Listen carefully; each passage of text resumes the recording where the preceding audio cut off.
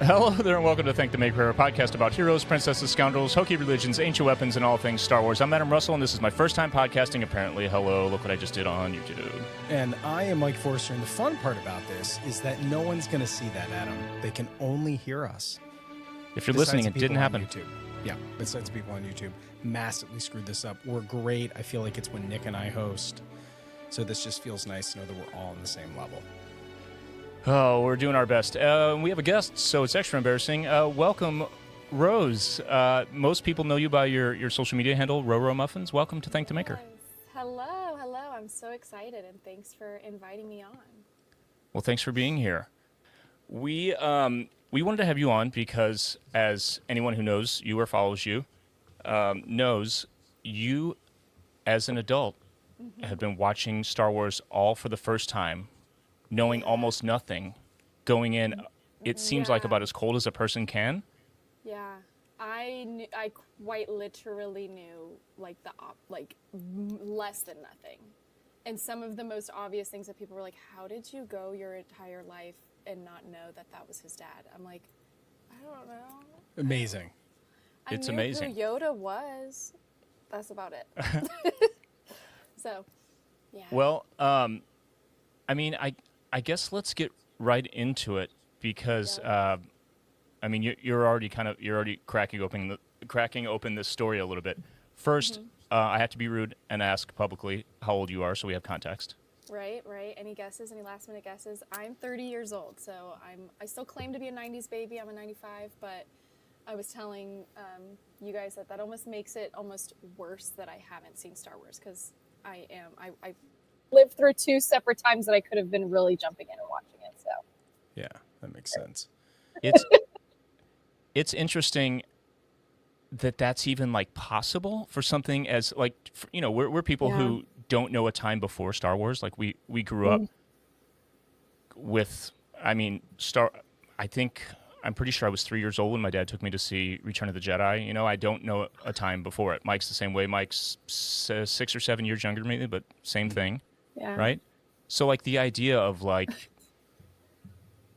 not even somehow avoiding the "no, I am your father" moment as like to us the like maybe the biggest movie bomb drop ever is like so cool to me that that's still possible. Yeah.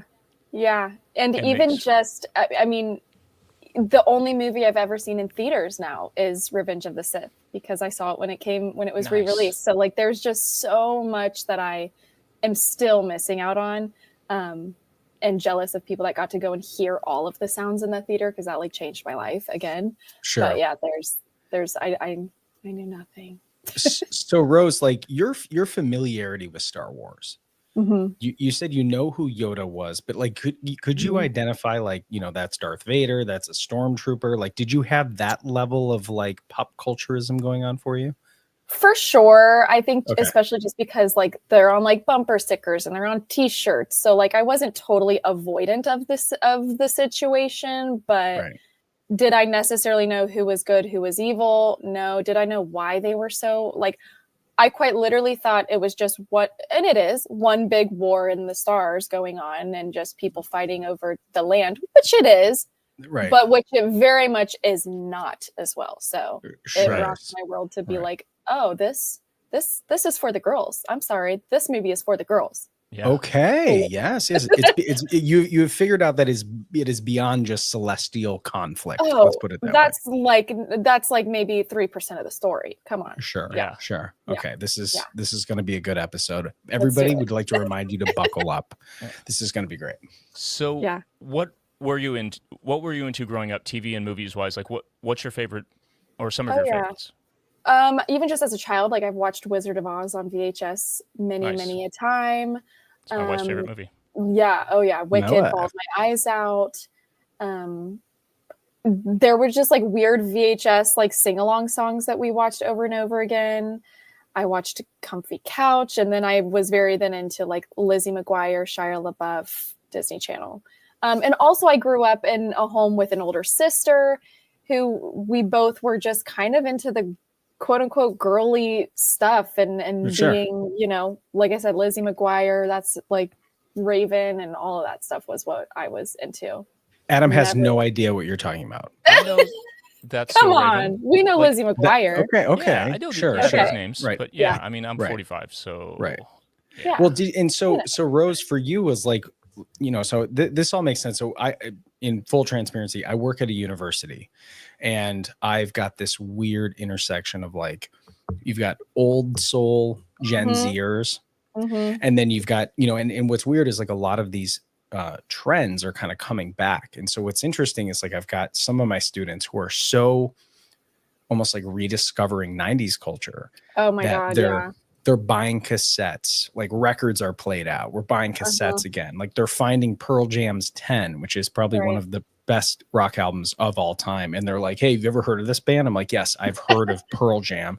But trying really trying not to, as some of them would say, like yuck their yum, right? In the sense of going like, I don't want to take the excitement away from anyone, but being like, whoa, man, I saw Pearl Jam when they're like, dude, I'm having my own moment with it, and I want to share that. So I think in some ways, like, I think that's why people have really connected with your very honest and immediate reactions to how ridiculous Star Wars is and how incredible it is all at the same time. Aw, thank you for saying that. I definitely, those are the messages that I love the most, is people just being like, wow, I wish I could relive seeing this for the first time, especially as an adult. And just, oh my gosh, you have no idea how jealous I am that you just heard that line or saw that switch for the first time ever. Because like you said, you just have no world without Star Wars. And I, until February, had no world with it. So, okay. So what's wild is I feel like we're treating Rose like a zoo animal. We're like, watch her do things. Yeah. Look at this. Quick, this tell is us incredible. Yeah. I love it. I'm fully in now. So I got my first Lego set the other day.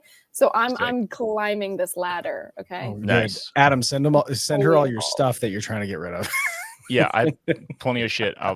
That's how I got this. That's especially, I mean, I am so behind on toys, on Legos, on clothing. I have nothing. And so I'm so thankful, while nobody ever needs to feel the need to ever send me anything, I'm so thankful for the people I got sent the Ewok Village set, and I Googled that. Sick. It's like $500. I said, yeah. Sir, thank you. And also, I'm so overwhelmed with building it's too big for my space. I need, Oh, I cleared a shelf. Oh, there you go. Cleared it. Yeah. So what's really interesting and cool to me is what order to watch the movies in, if you've never seen them, is like a topic that people discuss. We had a whole ass episode, episode about it. Years ago when we first started, we know a few different viewing orders by name. They've been called things. There's like the Hatchet order. There's all these different things. Yes. And when we talked about it, we each made our own, and we discussed why we think it should go in so-and-so order. My approach was a story approach. If someone's really watching it for the first time, so they don't have any of the big reveals spoiled, and how to set up the universe, that's kind of how I laid mine out. Since you did you watch it in release order? Yes, Something because like I didn't know that it was at all controversial. I just turned on the first movie made. So yes, I watched it in release order. That's a good way to do it, though. You didn't have anything spoiled. So the I Am Your Father thing worked as intended, stuff like that. And I mean, I very quickly was let known that was a controversy within fan base. I can say I'm so happy I watched it in release order, because I think if I would have watched episode 1, genuinely never seeing anything, if I would have watched episode 1 and then episode 2, it would have no way hooked me in the way that I was bawling at the end of episode 4 for the first time. I was like, I just met these characters 20 minutes ago. Why do I care so much about what's happening? Yeah. Episode 1 and episode 2, while episode 1 is one of my favorites, would not have sucked me in a way to want to keep watching. The only thing, I think it's called the Machete order, which is saving 6 for the last. I can rock with that as an idea for sure. Sure. Just because 6 was going to destroy me either way, it would have been even worse to hold it out. But I can see that as a fight, but I don't know. Interesting. I we've thought about this so much. Obviously, all of us, we deep cut nerds think about it. I love it. In my opinion, introducing the universe with episode 1 and 2 makes sense, but also the thing I struggle with is exactly what you said. The hook of episode 4 is so strong because the vibe, the charisma, the chemistry between those 3 main characters and Chewie, the 3 central human characters is like so strong. Yeah. That you like nothing hangs with that really. Like episode 1 didn't have that just based on where the story was and yada yada. But yeah, it's tough. It's tough to know like how it will really work for someone. I think about like what it's like for a little kid versus an adult, which is something I wanted to ask you about. But before we go any further, anyone watching on Instagram, come find us on YouTube at Think the Maker Pod. See you in a minute. Let's go. That is an interesting perspective too, and we have talked about this because there is a part of it where you look at it and go, okay, by the time A New Hope starts, right? Like we only have a little glimpse of what a Jedi is, right? And it's an old Jedi, and we've got this idea that the Jedi Knights used to be that, and all of this stuff, and it makes you feel very like there is Obi is like teasing you with history, and then your father was a Jedi Knight, and I agree that like almost in a way, episode 1 just straight up starts with like, oh yeah, here's 2 awesome laser wielding Force monks, and they're already badass, and so in some ways you're kind of like, okay. I totally vibe with that. And I think from George's perspective, that makes a lot of sense of like how to be like, this was the core story that's the anchor to everything. Did you feel like that when you retrospectively looking back on the whole thing? For sure. As much as I feel like Anakin's story is really, to me at least, the center of Star Wars as well. Like it's truly 1 through 6 is truly Anakin Skywalker's story. I would have been more upset to like not have those twists and to see him play out as this person, then turn in like not knowing. I knew nothing. I did not know that Darth Vader was a human. I thought even when he said, "Luke, I'm your dad," I was like, he's playing with him. He's messing up with him. It's not Luke. Don't fall into this. They're trying to play on your emotions, because I was like, he's breathing weird. This is a robot. Like, this is not a person.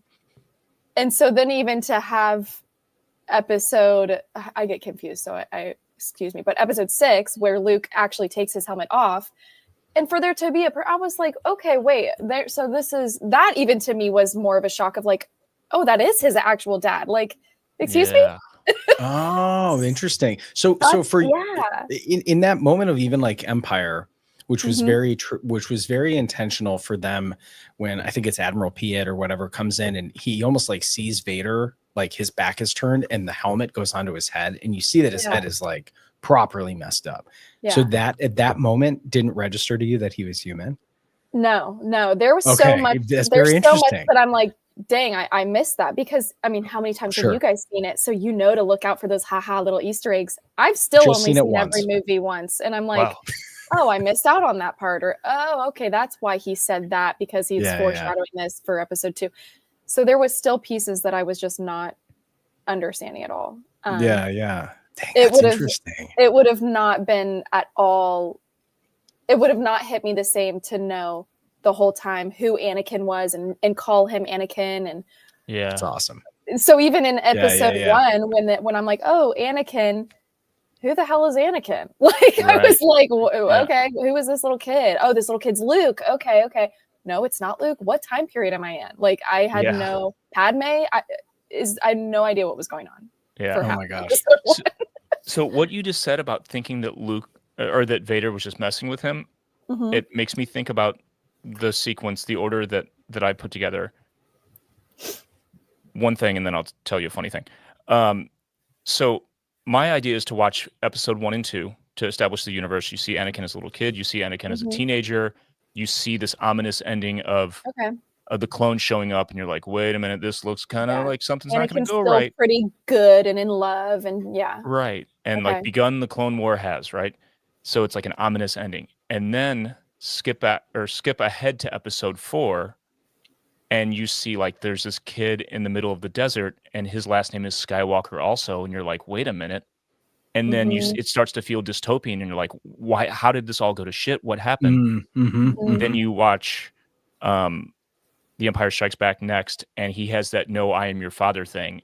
And my hope would be that someone would say, "No, like that can't be true, right?" Yeah. That and have that skepticism, and then go back and watch episode 3 to find out that it is all true, and you actually see him become Vader before you then jump ahead and go to finish the original 6. Yeah. I can see that. I'm honestly excited to watch them all for a second time and watch them in episode order now to really get a good perspective of what are the things I missed, or does that hit me differently now that I know this? Because I've only ever seen Revenge of the Sith now 2 times just because I went and saw it in theaters. So even there, I was just like, oh, I'm picking up a little bit more here. I see that this, I see that. Oh, he snuck into the ship. I did not see that the first time. Like there was so much that I now am wanting to look back on and really give a full effort onto what is my preferred way that you would watch it order. Rose, did you have any issue with, the difficult part? It kind of a 2-parter on here, because they just recently showed for, I think it was the BAFTA Awards or something like that. It was a celebration of UK cinema. And I believe they showed an original Lucas like print of what the audience would have seen in 1977. And people were like, it looks terrible. Yeah. It looks bad, because it was literally like they filmed it in 1976. George was notoriously cheap. He's using high-end equipment, but it's just like the movies looked old, right? And I think for a lot of people that think that they've seen the original version or whatever it is, like they don't realize how many times even A New Hope, Empire Strikes Back, these movies have been fixed up in a lot of ways that aren't just, oh, we added a do back here and this crazy part. Like they fix so much stuff with it over the years. Oh yeah.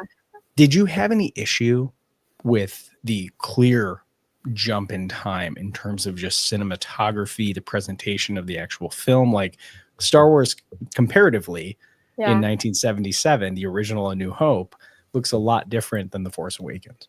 Absolutely. Like, did you have an issue with any of that?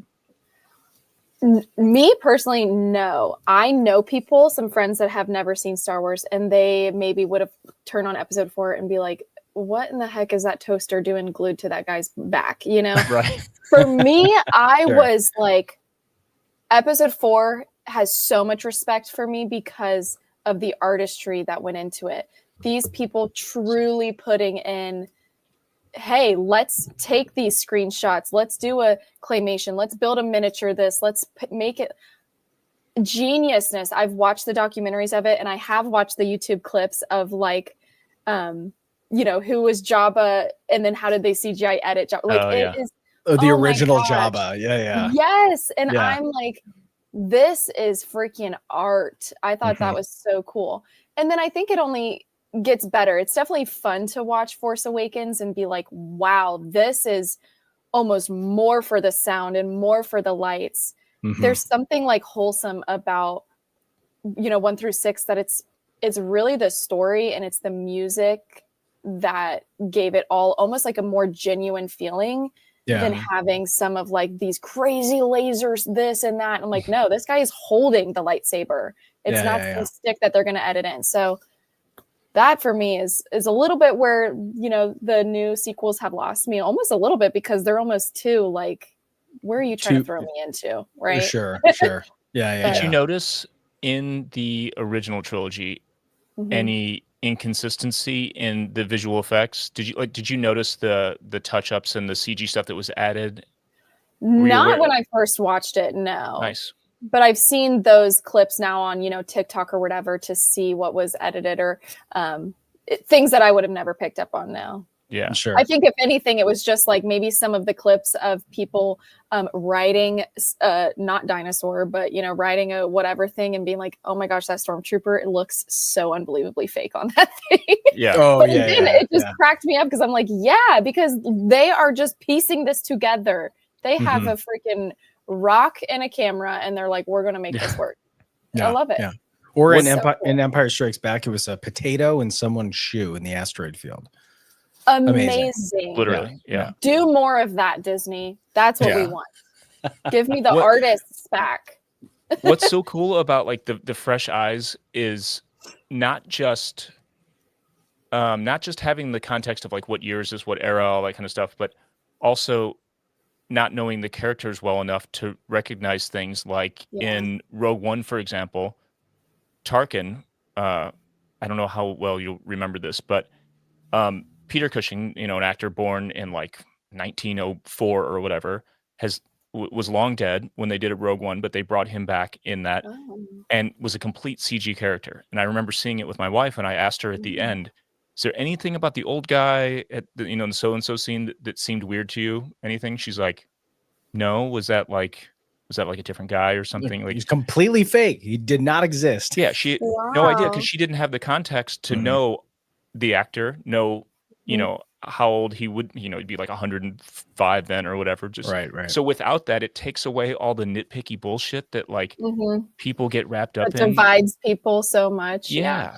It's like, oh, Tarkin looked terrible. It's like, no, you were looking for it, and you were distracted because you were looking for it. If someone's watching with fresh eyes, it's just a dude on screen. It's just a woman on screen. It's like, Totally. Yeah. Totally. No, there's so much like bias and priming that goes on that we end up fighting over shit. So, and Rose, what was kind of your perspective on science fiction at the time? Like, what was sci-fi to you when you decided to start watching this? Because I think in some ways, like we've had a lot of conversations about this where people, Game of Thrones was very popular. Harry Potter is probably the thing that my students hold the most. Marvel became very popular. So all of these kind of pop cultureisms were coming in and out. Like, we've had 4 Batmans since I've been into this stuff. Right. What was like science fiction to you enough that you were able to kind of really like vibe with how many genres Star Wars actually is, all wrapped up in? It's absolutely. Not, you know what I mean? What was science fiction to you? It's a romance. Yeah, absolutely. Well, shameless embarrassment to myself. Harry Potter is kind of the only other thing that I can claim that I have seen. I have never seen any Marvels. I've never seen Matrix. I've never seen, I have a list now, which I'm going to continue to react to as I continue to react to more Star Wars and dive deep into the other things. But what was sci-fi to me was probably something that I was just like, I don't want to watch that. Gross. Sure. Because I'm like, I don't want to watch laser beams and planes flying through it. I don't care. Okay, cool. Yeah. And then I realized, thankfully, Star Wars isn't any of that. No, besides everything. It's not. No, I'm bawling my eyes out, pissed, upset, happy, in the worst mood ever, in the best mood ever. It's the worst and the best thing that's ever happened to me. Wow. If I can make one recommendation for something to watch next that is sci-fi but has like deep character stuff that is like the classic hero's journey, it's The Matrix.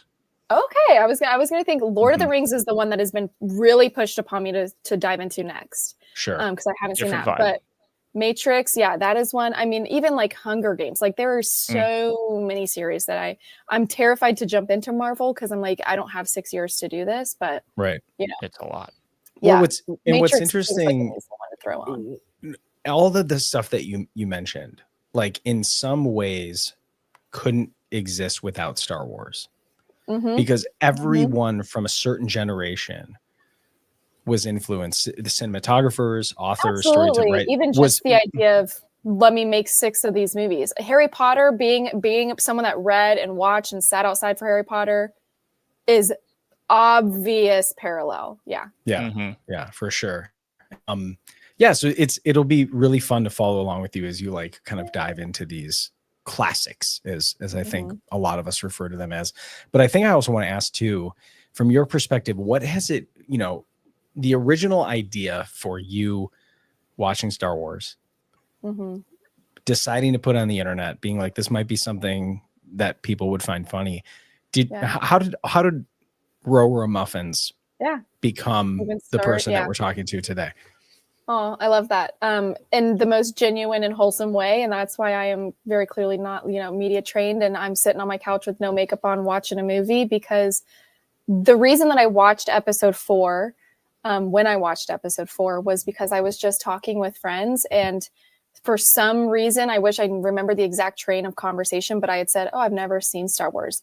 And you would have thought I said I just killed the Pope myself, because they were all like, and I'm like, oh my gosh. And so that night I was like, all right, fine, I'll watch, because they all, please just turn it on, just watch it. And I was like, all right, I'm in bed. I like to watch a movie on my iPad in my bed, eat some popcorn. Turned it on. And that is truly me reacting to episode 4. And you can see, because everyone's like, why are you watching this on an iPad? You've just done a cardinal sin. Yeah. And I was like, okay, I will get surround sound. I'm so sorry. But that is me watching the first episode. And I recorded it to show my friends that I thought it was stupid. And then I realized, oh, I don't think this is stupid. What's happening? Who is Chewbacca? What is he? Is that a dog? I don't get it. I'm so sad. Awesome. Oh my God. Yeah. So, and then in the recording that I sent friends, they were like, which was the TikTok. I use TikTok just for fun, would post random crap. And they were like, this is hysterical. Please post this. And quite literally overnight, boom, I had 40,000 followers within one day. And I had maybe 5 before, at least on TikTok. And it was a no-brainer that I was going to continue watching them just myself. But then it was a big no-brainer that I'm like, I have to react to these, because this is just so much. What the heck is going on?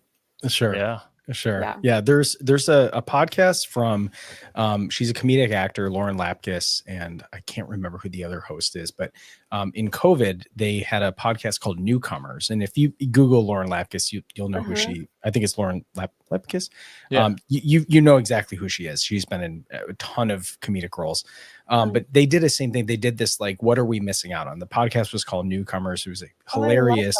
Yeah. And it was a COVID project, because I think for a lot of people, people were just like, I need to consume content. And it was a great way. And I need to connect. Yeah. Yeah, absolutely. And so you're tapping into a really, I think for Adam and I, we've talked about this a lot, about, some people want to experience Star Wars again through someone who has an authentic reaction to it, without kind of the premise of like wanting to, when you show someone something and you're like, you're going to love it. Yeah. And they watch it and they're like, yeah, it was good. I'm glad you like it so much. And you're like, oh man, now I need, so I think a lot of people got on board with that. But what has the reaction been like for you to, I apologize for our gender. I'm sure you've been mansplained Star Wars. I'm sure you have had people who have just been like, you know what I mean? And I'm sure that people have been like, oh, let me explain this to you, right? Yeah. What has the reaction been like for you to connect with all these people who are also super passionate about Star Wars? Absolutely. Freaking amazing. Let me just give a true clap to the people that have found me and have enjoyed watching me. And I think, because my reaction is so genuine, and because I'm talking like, I'm saying literally one of the first things out of my mouth watching episode 4 is, ooh, I love this little gay guy. And girl, you better run, Luke. Like, that was just me talking, going, oh, what the hell? That is your daddy? Oh, shit. Like, just being ridiculous and stupid. Pause. Who's this little gay guy? We're talking about 3PO. 3PO. Right? Everyone knows that. Absolutely. Yeah. And so I think because my immediate reactions were kind of setting the tone to how I was receiving Star Wars, allowed the correct people to find me and to follow me and to connect with me.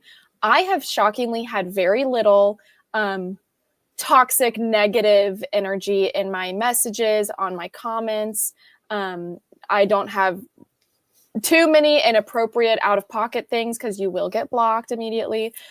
So I'm really happy that, number one, I found the girlies, and I found the girls that are like, yes, women who watch Star Wars, love them. And then I have found the people that just connect with, we understand what Star Wars is about. We know who the Empire is about. We understand what it means to be a rebel in this day and time. And those are the people that I'm so, so thankful to be able to call my friends on the internet, because we get what's going on, and we're going to use Star Wars as a little way to make us feel a little connected, and a little, like, just reminder of what a small group of people genuinely can do when you're up against an empire. So Yeah. that to me has been something that I've taken away. And it might sound so corny. It really might, but that is what Star Wars means to me right now. That's great. Especially Amazing. now in the last amazing. 2 weeks. So Yeah, absolutely. wait till you get to the end of Andor season 2. Yeah, I know. I have genuinely cheapest. purposefully put season 2 off, but I was like, I'm starting it this week. But Okay. everybody said when I had started posting just some things that were going on in LA, everyone's like, "Girl, you're gonna crash out on the internet when you watch season 2." that's another reminder. Buckle up again. Yeah. We keep talking about on this podcast. Mike and I specifically talk about how Andor is like the best and worst thing that ever happened to Star Wars because it's so good. It's such like an adult drama. It's like an HBO prestige TV kind of drama, and it's so poignant and so great. But it's also setting the worst story ever. Yeah. It's telling a terribly tragic story that's terribly relevant, and it's also setting expectations for what Star Wars should be for people, where it doesn't have the sense of like adventure and wonder that for 12-year-olds like George intended. Yeah. So our take is, yes, it's all great. We need all of it. Let's not try to act like Star Wars is just for us adults now. We still want Skeleton Crew and all the other fun stuff. So it is a topic of conversation about like, what's the real Star Wars? And for us, it's all the real Star Wars. But we're in an interesting place now. Rose, did you feel like did Rogue One? This is a long form conversation that fans have been having since Rogue One came out in 2018, 2017. That people keep referring to Rogue One as the North Star of where Star Wars needs to go. And it obviously connected with enough people, both externally and internally, that they made a show about one of the characters. But what was your take on Rogue One specifically when you saw it? Because it's in a certain timeline. It's the spiciest timeline, but then it's also just has like it's the grittiest movie. Like, what was your take when you watched Rogue One? I loved Rogue One, and I know that a lot of people, that is their top just Star Wars movie, period. Sure. Yeah. It's definitely up there for me. I think for me, Rogue One hit in just all the right emotional places. And I was like, how am I this invested in these characters? I do not know these people's names. I do not know what the heck is going on. Why am I so upset? I mean, they injected Rogue One with something that like makes you fall in love so fast. Whatever they did there, they did an amazing job. My kind of thoughts, and maybe we'll get into the sequels now. I really liked Rogue One, and I think it was very successful because there almost was no home-based character that I had to compare. Oh, what did they do to Luke? Oh, why Yoda would never say that. It was all new people, and it still was, the fight. It was still believing in hope, and it still had all of those kind of like characteristics of what Star Wars is to it that I thought were really, really enjoyable. And I almost feel like I say that because I've said this before. I was like, I feel like if they would have done a little more of that with 7, 8, and 9 and just focused on Rey and just focused on Poe and these new characters and built them to what they were doing, I personally would have enjoyed it a lot more. And I'm not a huge sequel hater at all. I think people go a little bit overboard on that, but sure. Yeah, I genuinely enjoyed it. And I understand why people don't like it, because there were some things that I was like, okay, what the hell why did we just say that line? That was the worst thing. Sure. But yeah, Rogue One, I loved Rogue One. And I'm interested even just to talk about Andor. I love that you said that, because I've never thought about that before. For some of my girlfriends that are still like, I don't really want to watch Star Wars. I've told them to start watching Andor, because I'm like, Andor is that HBO status political drama. And I'm like, you know what? If you're not watching it because you think lightsabers and dumb shit, sure. Watch Andor and you will understand the deepness of a storyline that is also following through the lightsabers and the dumb shit, right? That people think, which I thought was really cool too. I have my own lightsaber now, so. Well, and what's funny about that, so it's so interesting hearing this perspective, because you have this context of being able to understand the whole Star Wars universe, but as we were watching it and reacting to it, that the night that it dropped, right? Yeah. The amount of people that now speak of it like it's the greatest, thing since Jar Jar Binks, are like, they thought it was boring, Rose. Like they were like, oh, there's no action in this. Like, what's going? It's too slow. And I'm sitting here being like, I don't know if you've watched any other television, but generally they try not to go machine guns for all 9 episodes. You know what I mean? Yeah. And so like it was just very, and we were like, and then of course at the time they're comparing it to, Book of Boba Fett and Mandalorian season 3, and that's when we started like Rogue One for me. That's why I've kind of had this by far our spiciest hot take on the show, is that like the focus became about revenge, not hope, despite that being a central theme at the end of the movie. And so in some ways, it's interesting hearing, like telling people to get into Andor when the fans, quote unquote, all panned it in the very beginning because they thought it was boring. And now we're looking back on it and being like, it's the greatest 2 seasons of Star Wars we've ever seen. And you're kind of just sitting here being like, well, you didn't always think that for some people. And I love this perspective of you being able to like kind of have this 30,000 foot view very recently, because we've been in I've never heard that. I've honestly never heard that lore of people hating it when it first came out, because I only know that people are just constantly screaming at me to watch it. So I'm like, okay, I get it. You love Clone Wars, you love Andor, I get it. I'm watching it. So. What's also interesting talking about, I've never heard that, with the sequels, a lot of people have said that Luke and Han and Leia were done dirty by not having enough focus on them for the sequels, and George wanted to make it all about them and blah blah blah. So there's a situation where like it's literally impossible to make everyone happy. For sure. Yet Disney has to make these like 4-quadrant blockbusters that just make multi-billion dollars, or else they're flops.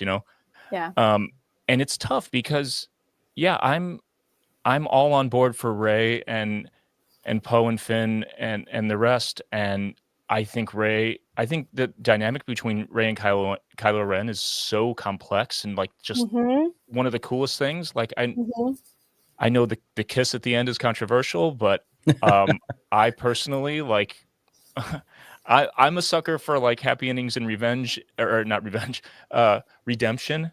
Yeah. So it really touched my heart. If he had survived, I wouldn't have been cool with that. Like, he has to pay for his war crimes. Let's be honest, Laughs in Chopper. Yeah, but that'll make sense, Rose, later down the line. Okay. But the other thing, so you just thumbs down the kiss. Yeah. Here's one thing. Here's a perspective that I've heard that I didn't think about until I heard this on another podcast. Kylo Ren, Ben Solo dying, also in some ways kind of sold short the idea, or I'm trying to think how this was articulated. The idea that Rey shows up as a woman in pure white in the last movie. This idea of like the pure like celibate, or like virgin savior kind of myth thing. Yeah. Like is kind of unfair to her. Like a woman in Star Wars can't have love and be a hero. So there's that side of it. So to me, even though he died, and that is still a valid criticism, the fact that they did connect and there was love at the end is powerful to me in some way. Where like Luke is like a priest. Yeah, Luke is full Jedi. Yeah. Committed to the Force, even if he didn't want to. Yeah. I appreciate that, because I almost have the same kind of feminist view on the kiss. That I felt like that was kind of a feminist take, to be like, no, she's allowed to be a full woman and have a love and a connection. Because my initial reaction was just kind of like, ugh, of course they've got to have a woman, a love story. And I was just like, I felt like she was so much bigger than that. And I felt like I loved that there was love there, but I almost felt like there was a love between them because they both were choosing good, and they both were like, oh wait, like I helped you through this, and like, yes, and friendship and the universe and all of it was just, that was almost the kind of greater connection. And I was just kind of like, ugh, we don't need to throw a kiss in there, because I think the majority of viewers are not going to think deeply enough to go, ooh, that's kind of, she was showing up in white and la la la. That's a great The majority point. was, yay, the woman kissed the boy, and the boy got a hot kiss from the cool Rey Jedi girl. I was like, no, she don't need him. Fuck you, die. Yeah. But I did love Rey, and I do love Kylo. I loved the Kylo Rey situation. And I get people saying, oh, they were done dirty. I mean, I can get into the sequel and where they lost me, but it wasn't the new characters. I really actually valued the storyline that they took on the new places. So yeah, if you haven't bumped into it yet, the Reylo like fanfic culture is deep and gross. I have something that I would need a fanfic culture on. I had a love ship between two characters that I'm like, why didn't they kiss in episode 9? They should have. And it is Chewie. Do you want to guess who I think Chewie should be with? Poe. Everyone knows it. No. I did see the Poe and Finn ships, which I was like, darn, I totally missed that. Naturally. Now I need to rewatch this stuff. Yeah. No, Chewie and Maz. That's my hot take. I like that Wookiee. Yep. I like that Wookiee. Yeah, that's good. Go watch it. And there's a moment in episode 8 where they look at each other and they're kind of like, we did this. And I was like, oh, it's going to happen. They're going to kiss. This is amazing. They're going to have babies. And they didn't. And I was like, okay. That is a story really for another time. Yes, that's episode 10 and I know it. Have you watched Solo? Yes. So that while it was like funny and kind of tongue-in-cheek, I thought was really awesome too, like the relationship between Lando and L3. And when she was dying in his arms, I was destroyed. Sobbing. Yeah. You know what I mean? Like, so Star Wars is getting there, where we're kind of, the first ever, same-sex kiss was on, in episode 9 at the end. Like, we're getting there. Yeah. We're getting there. Rose, is there from your perspective, kind of getting into, I followed along and, you've met people in the 501st. I'm a 501st member, multi-costume, and so awesome. you've like the fandom goes really deep, right? And have you attended you're still pretty fresh. Star Wars Celebration. You haven't been to Star Wars Celebration yet. I was invited to Japan by Star Wars to go. And I was my immediate, oh my God, yes. And then it kind of sunk into me that I was like, they were talking to me about like bodyguard and a lot of things. And I was like, oh my God, I am just a person that's never flown internationally. And I think I'm going to have a panic attack if I go to this. So sure. I didn't go, and I don't regret that I didn't go because I just knew it was literally like 3 weeks after I had gone viral. So I was like, this is all happening. Sure. So I will go to the LA celebration. We'll see you there. 2020. Yeah. Oh my gosh, please. Yes. Yeah. And I mean, no, I haven't gone to, I was able to celebrate my first May 4th. I was so happy that I partnered with the 501st people, and they went to a public library here and just had an amazing celebration with iconic costumes and, movie level props that I'm like, how are you hand making this? And I have currently seen a like Star Wars museum, traveling museum exhibition that just made me cry in there when there's like 12-year-old kids, and I'm just like, it's the fan what was it called, the fandom of the unofficial galaxy. Yes. It's here in my city, and I was so happy that they invited me to come to the opening day. I had no expectation, like I do with nothing Star Wars. I'm just like, oh cool, fan props. I wasn't well. The first person I saw when I walked in was 3PO. And I was like, how much? Can I have it? Take it home. Well, one of our good friends has a really, really like screen accurate 3PO that he plays so well and perfect. He gets in it? Yeah. Oh yeah.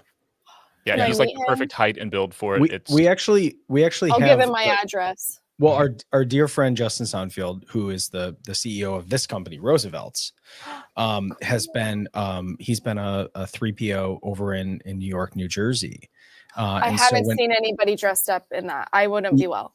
Well, it's incredible because you have to, you know, I mean, if you watch the behind the scenes of how they basically bolt Anthony Daniels into the suit, right? Yeah. And that's exactly how you have to do the reproduction suit too. There are no cutting corners. Yeah, you can't Amazon that. Sorry. No. Everything, and you have to be to spec because everything is kind of designed to your body, right? And so everything is taken from the original sizing of Anthony Daniels. So it takes a certain person and body type to fit that. But then we also have had our friend Chris Bartlett, who is he's been a lot of the droids in the shows. Do you remember? So shows wise too, you've seen The Mandalorian? Yes. No. Oh, okay. Okay. No. Oh, well, this gets us into our next topic then. Yes. What haven't you seen? Let's put it out there. Mandalorian is on my watch list. The Obi-Wan show's on my watch list. I'm making my way. We can get into. I'm starting Clone Wars. That was the first thing that was screamed at me, and I've started I'm on season 2 of Clone Wars. Oh my gosh, let me even I know who that is, but not very well. Dude, I will tell you right now, Ahsoka is my favorite character is Leia. Ahsoka is Ahsoka, Leia, and Obi-Wan, I think, are my 3. But Ahsoka, Leia. Her story is one of the most tragic yet with the live action version, ultimately uplifting stories. The arc of it is brutal incredible. Yeah. So you will love her. I'm excited, especially I know one of my quotes that came from whatever episode I was watching at the time that people were like, oh my gosh, because I was like, oh, maybe it was when I first met Rey, and I was just like, wait, can girls be Jedis? What? And they were like, oh, because again, while there was Jedi women in the background of many movies, I didn't click up on that. I was watching what Yoda was talking about or whatever the situation. So it was sure. I think Ahsoka will be my top once I really dive into her. But yeah, there's still things that I'm working my way through. Haven't started Andor season 2 yet. Okay. But yeah, so you haven't seen Rebels yet? No. Okay. So this is interesting. I've talked about this a couple of times. So I also hadn't seen animated Star Wars until Disney Plus came out. Yeah. And in COVID, I had nothing but time. But up until that point, I didn't have cable, so I couldn't watch Disney XD, and I didn't have Cartoon Network, and I didn't have the app, and blah, blah, blah, right? So I was a new, fresh, super Star Wars fan, but also didn't see any of the animated stuff. Yeah. And I remember being in your shoes because you're watching animation that when you're used to the modern, you're seeing commercials for the latest Pixar movie, it looks incredible. Yeah. And Clone Wars is so retrospectively everyone's pretty blocky. 2D, yeah. How Dooku looks he looks like a Haitian tiki guy. Yeah. It's incredible.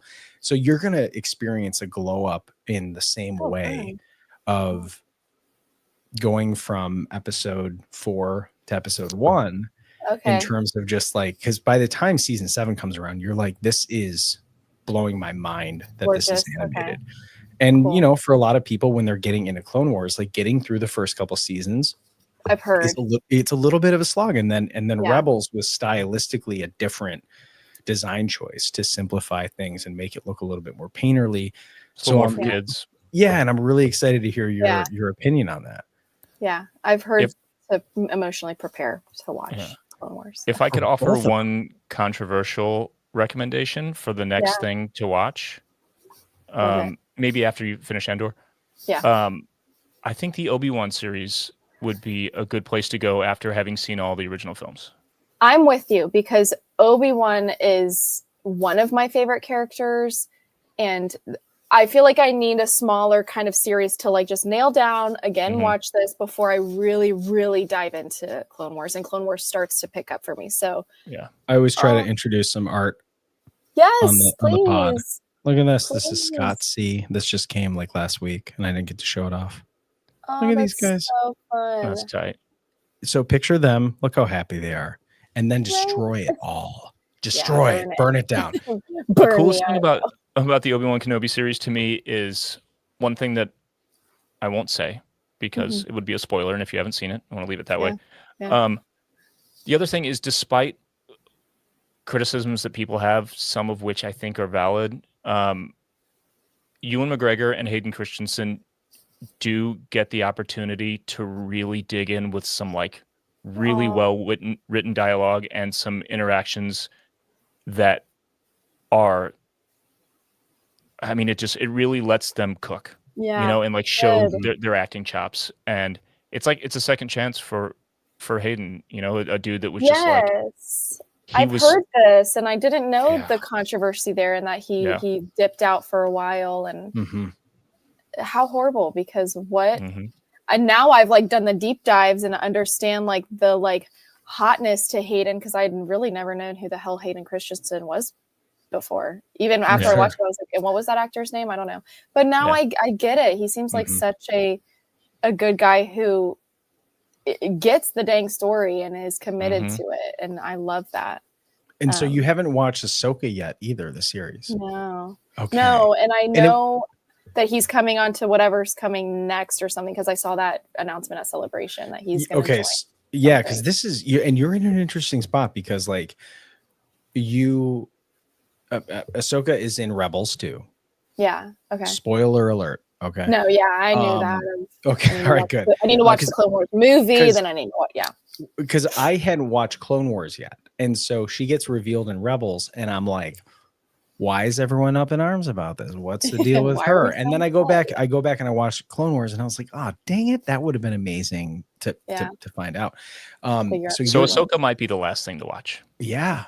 Yeah. Because that's actually where we go next. Good to know. Yeah. Good to know. Yeah. Yeah. So this will be fun to follow along. Yeah. Also, I'm still thinking about your friend that is cosplays as 3PO, and just how I would be like deeply unwell. And I'm like, oh, haha, come to my house. Actually, no, I don't ever want to see that, because I would have need 911 called.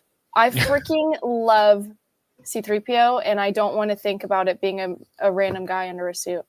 Oh, sure. Well, let's keep this magic going. But when he's in it, though, I know our friend, that is our friend Justin underneath that shiny ship, but that is C-3PO. Especially, and like, if I kiss him on the 3PO lips, he is consenting.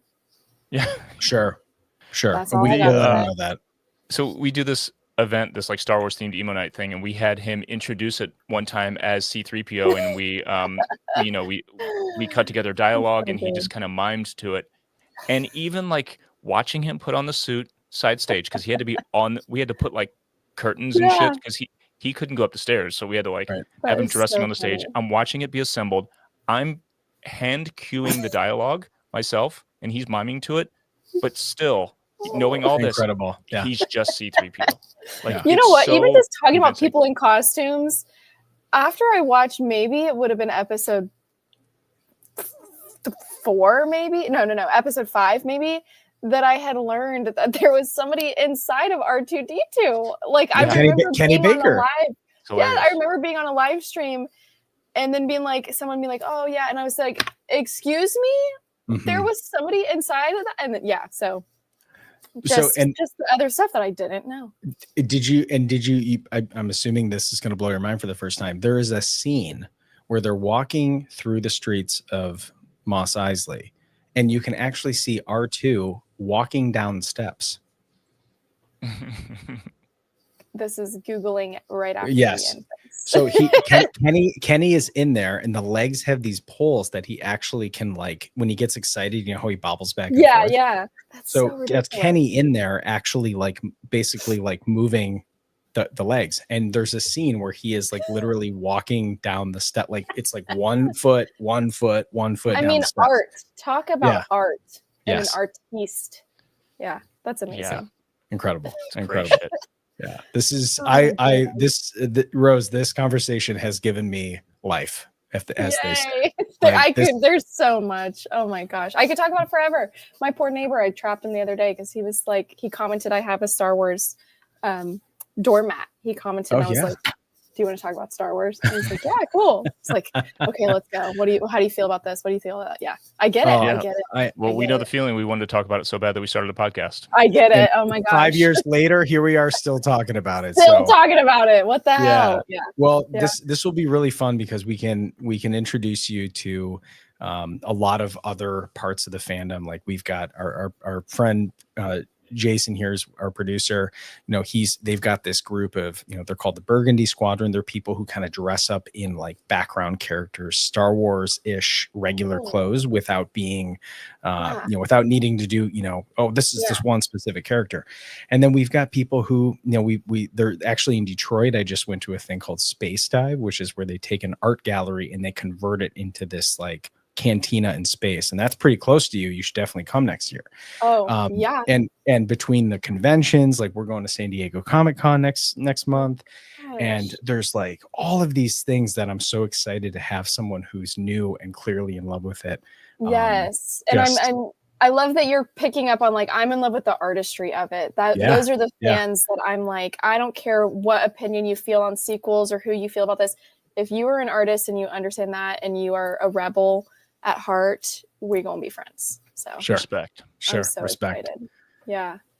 Awesome. Well, let's wrap up, but get into maybe some questions for you from the patrons in the bonus segment. After. Yeah. Love it. So hot topics.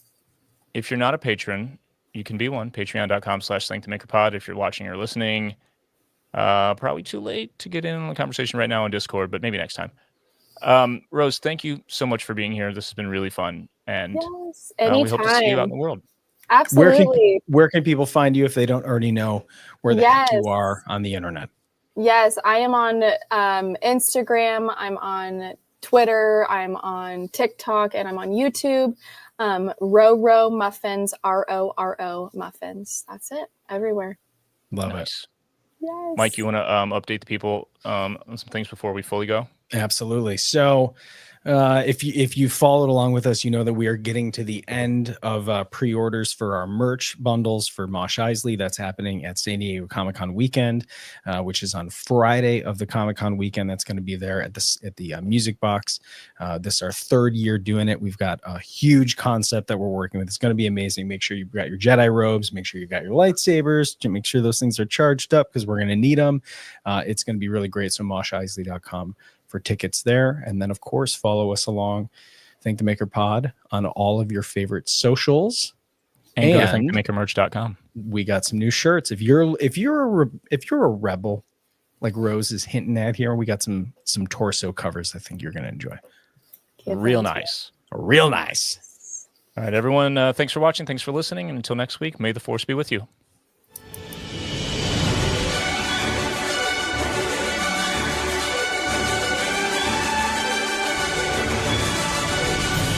Thank the Maker is produced by Adam Russell and Jason Chiodo and edited by Jason Chiodo. If you enjoy the podcast, you can support us by leaving a review on Apple Podcasts, Spotify, or wherever you listen. Or you can support us directly at patreon.com/ThankTheMakerPod, where you can get access to our Discord server, exclusive content, exclusive merch, and more. Our patrons literally make Thank the Maker possible.